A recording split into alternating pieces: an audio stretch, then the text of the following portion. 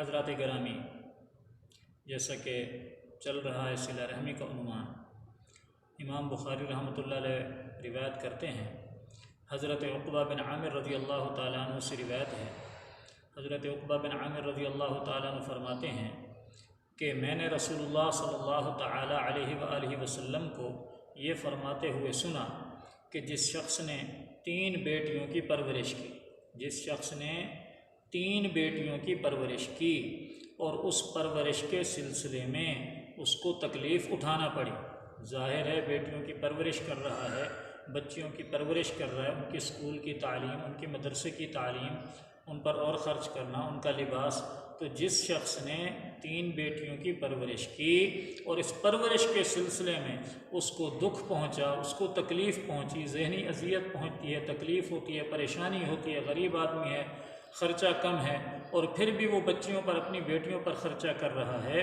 اور اس دکھ تکلیف پر صبر کر رہا ہے، تو اللہ کے رسول صلی اللہ علیہ وسلم نے ارشاد فرمایا کہ یہ بچیاں، یہ لڑکیاں قیامت کے دن دوزخ میں جانے سے آڑ بن جائیں گی، باپ کے لیے دوزخ میں جانے سے رکاوٹ بن جائیں گی جس باپ نے بچیوں کی اچھی پرورش کی۔ تو بیٹی کی پرورش کرنا، بچی کی پرورش کرنا، اس کا بڑا اجر و ثواب اللہ کے رسول صلی اللہ علیہ وسلم نے ارشاد فرمایا ہے۔ اسی طرح حضرت عبداللہ بن عباس رضی اللہ تعالیٰ عنہ فرماتے ہیں کہ میں نے رسول اللہ صلی اللہ علیہ وسلم کو یہ فرماتے ہوئے سنا، یہ بھی امام بخاری کہتے ہیں کہ حضرت عبداللہ بن عباس رضی اللہ تعالیٰ عنہ سے روایت ہے کہ میں نے رسول اللہ صلی اللہ علیہ وسلم کو یہ فرماتے ہوئے سنا کہ جس کسی مسلمان کی 2 بیٹیاں ہوں اور وہ ان کے ساتھ اچھا سلوک کرے، ان کی اچھی تربیت کرے، تو وہ بیٹیاں اپنے والدین کو جنت میں داخل کرائیں گی، بیٹیاں والدین کو جنت میں داخل کرائیں گی۔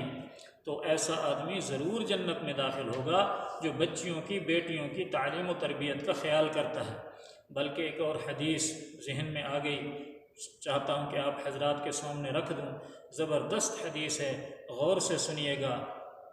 حضرت علی بن رباح رحمۃ اللہ علیہ فرماتے ہیں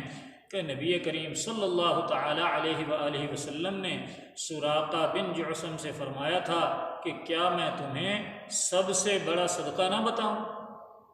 کیا فرمایا صحابہ سے؟ آپ صلی اللہ علیہ وسلم نے ارشاد فرمایا کہ اے میرے صحابہ، کیا میں تمہیں سب سے بڑا صدقہ نہ بتاؤں؟ صدقہ تم کرتے ہو، صدقہ خیرات کرتے رہتے ہو، لیکن جو سب سے بڑا صدقہ ہے، کیا میں تمہیں بتاؤں کہ سب سے بڑا صدقہ کون سا ہے؟ صحابہ نے عرض کیا یا رسول اللہ ضرور ارشاد فرمائیں۔ تو آپ صلی اللہ علیہ وسلم نے فرمایا کہ تیری وہ بیٹی جس کو اس کا خامند طلاق دے دے یا اس کا خامند فوت ہو جائے اور اس کا کوئی کمانے والا نہ ہو، تیرے علاوہ یعنی والدین کے علاوہ اس کا کوئی آسرا اور سہارا نہ ہو، اور وہ تیرے پاس آ جائے طلاق کے بعد یا خامند کے فوت ہونے کے بعد، وہ بیٹی تیرے پاس آ جائے، تیری سرپرستی میں دوبارہ تیرے پاس آ جائے، اور تو اس پر جو خرچہ کرے گا اپنی اس بیٹی پر، آپ صلی اللہ علیہ وسلم نے ارشاد فرمایا کہ وہ تیری بیٹی پر خرچہ کرنا سب سے بڑا صدقہ ہے، سب سے افضل صدقہ ہے، سب سے بہترین خیرات ہے۔ عجیب، بیٹی بھی اپنی ہے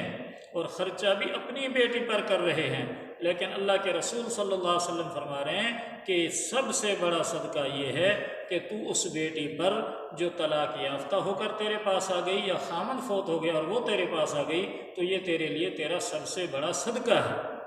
تو کتنی مہربانی ہے اللہ کی کہ اللہ تعالیٰ تھوڑے تھوڑے بہانوں پر ہمیں بخشنا چاہتے ہیں۔ اب بچی اپنی ہے، بیٹی اپنی ہے، ہمارا ویسے ہی حق بنتا ہے کہ ہم اس کی تربیت کریں، پرورش کریں، اس کی اچھی جگہ اس کا رشتہ کریں،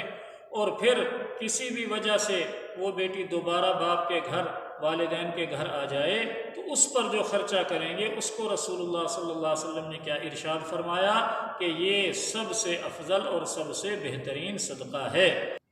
اسی طرح ایک حدیث میں آتا ہے، حضور اقدس صلی اللہ علیہ وسلم کا ارشاد ہے کہ کسی غریب پر، فقیر پر، مسکین پر صدقہ کرنے کا ثواب بھی ملتا ہے، وہ بھی صدقہ ہے، صدقہ کرنے کا ثواب ملے گا، لیکن آپ نے ارشاد فرمایا کہ صرف یہی صدقہ نہیں ہے بلکہ رشتہ دار پر خرچ کرنا بھی صدقہ ہے اور صلہ رحمی میں شامل ہے، اور جو رشتہ دار جتنا قریب ہوگا اس پر خرچہ کرنے سے صلہ رحمی کرتے ہوئے خرچ کرنے کا ثواب بھی زیادہ ہوگا۔ اور بیٹی پر خرچ کرنے کو افضل ترین صدقہ کیوں ارشاد فرمایا؟ اس لیے کہ اس کا افضل ہونا صاف ظاہر ہے کہ اس میں ایک تو صدقہ ہے،